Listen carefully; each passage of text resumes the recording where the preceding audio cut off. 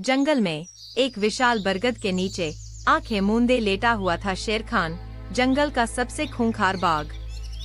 उसकी काली और नारंगी धारियां सूरज की रोशनी में मानो आग उगल रही थीं। शेर खान जंगल का राजा माना जाता था। उसकी दहाड़ से जंगल कांप उठता था। हिरन उसके सामने दौड़ने की हिम्मत नहीं करते थे और हंस हवा के सहारे दूर उड़ जाते थे। शेर खान अकेला शिकार करता था, मजबूत और शातिर। लेकिन आज कुछ अलग था। शेर खान की तेज गर्जना जंगल में नहीं गूंजी। उसकी आंखें चिंता से भरी थीं। रात भर शेरनी रानी बीमार रही थी। जंगल की जड़ी बूटी जानने वाली बूढ़ी चिड़िया मैना को बुलाया गया था। मैना ने रानी को कुछ पत्ते दिए थे और उम्मीद जताई थी कि सुबह तक रानी ठीक हो जाएंगी। लेकिन सूर्य उदय हो चुका था और रानी की हालत में कोई सुधार नहीं हुआ था। शेर खान बेचैनी से करवटें बदल रहा था। वह रानी के पास जाना चाहता था, पर उसे ये भी पता था कि रानी को आराम की जरूरत है। इसी बीच जंगल में रहने वाले हिरन, चिंकारा और हिरनों का बच्चा छिपते हुए शेर खान के पास आया। महाराज, हिरन का बच्चा कांपती आवाज में बोला, जंगल के बाहर से कुछ अजीब चीजें आ रही हैं। वे बड़े शोर करती हैं और धुआं उगलती हैं। शेर खान चौकन्ना हो गया। जंगल के बाहर गांव था, पर वहाँ के लोग जंगल में कभी इतना दूर तक नहीं आते थे। कुछ परेशानी जरूर थी। शेर खान ने हिरन के बच्चे को धन्यवाद दिया और उठ खड़ा हुआ। वह जंगल के किनारे की ओर गया। जंगल के बाहर का नजारा देखकर शेर खान दंग रह गया। बड़े बड़े लोहे के डिब्बे आपस में जुड़े हुए थे और वे जंगल की ओर धीरे धीरे बढ़ रहे थे। उनके पीछे काले धुएं का गुबार आसमान को ढक रहा था। शेर खान ने ऐसा कुछ पहले कभी नहीं देखा था। तभी एक पेड़ पर बैठी हुई मैना ने बताया, महाराज, ये मनुष्य हैं। वे जंगल को काटकर अपने गांव को बढ़ा रहे हैं।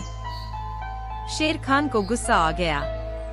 जंगल उसका घर था, जंगल सभी जानवरों का घर था। मनुष्य को ये हक कैसे मिला कि जंगल को काट दें? मैना ने आगे कहा, महाराज, इन मनुष्यों को रोकना होगा, नहीं तो जल्द ही हमारा जंगल खत्म हो जाएगा। शेर खान ने गर्जना की। उसकी गर्जना इतनी भयानक थी कि लोहे के डिब्बे रुक गए। मनुष्य डरकर बाहर निकले और उनकी आंखें शेर खान पर जा पड़ी। शेर खान जानता था कि अकेले वो इन मनुष्यों को नहीं रोक सकता। उसे बाकी जानवरों की मदद लेनी होगी। उसने जंगल में रहने वाले सभी जानवरों को इकट्ठा किया। हाथी, गैंडे, भालू, हिरण सभी आए। उन्होंने शेर खान से सुना कि मनुष्य जंगल को काट रहे हैं। जानवर एकजुट हो गए।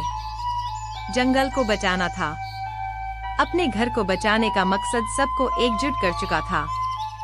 शेर खान ने योजना बनाई। सबसे पहले हाथी आगे बढ़े। उनके विशालकाय शरीरों ने लोहे के डिब्बों को रास्ते से हटा दिया।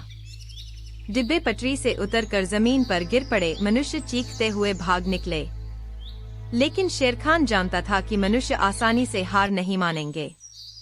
अगले दिन वे ज्यादा तादाद में और ज्यादा हथियारों के साथ लौटे। अब लड़ाई मुश्किल हो गई। हाथी मशीनों के सामने टिक नहीं पाए। शेर खान ने देखा कि एक तीर हाथी के पैर में लगा था। हाथी दर्द से चिल्लाया और पीछे हट गया।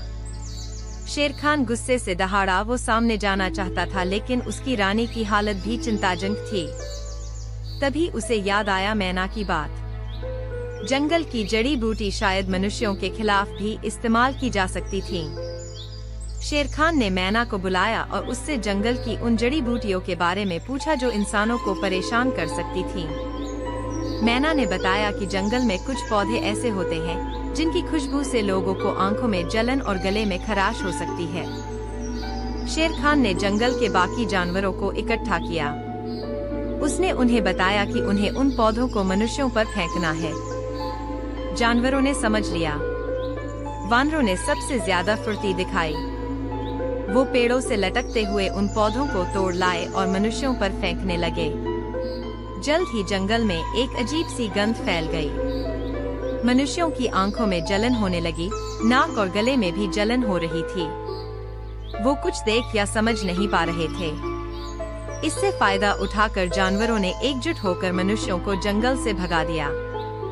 लड़ाई खत्म हो गई थी। जंगल शांत था, लेकिन जख्म गहरे थे। शेर खान लंगड़ाते हुए रानी के पास गया। रानी अभी भी कमजोर थी, लेकिन हल्का सुधार हुआ था।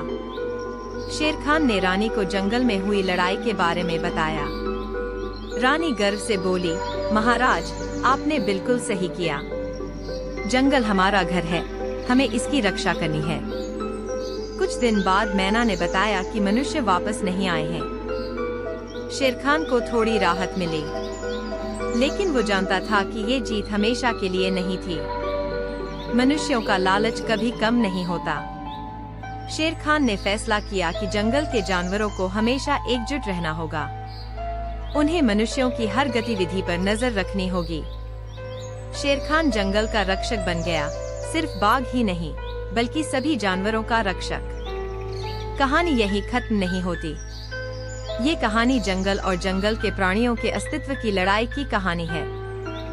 ये कहानी ये बताती है कि एकजुट होकर कुछ भी हासिल किया जा सकता है।